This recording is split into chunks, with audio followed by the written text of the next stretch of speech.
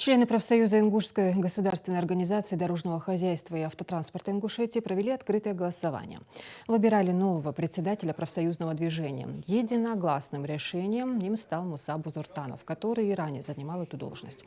На протяжении многих лет он добросовестно выполняет свою работу, зарекомендовал себя дисциплинированным и ответственным профессионалом. На посту председателя профсоюза внимательно относится к каждому сотруднику коллектива и играет важную роль в коммуникации специалистов предприятия и руководства.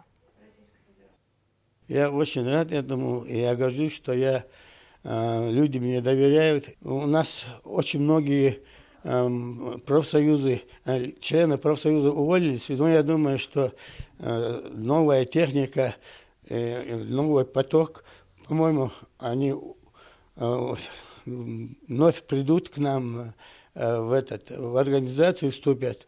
Я думаю, что мы будем работать, продолжать работать.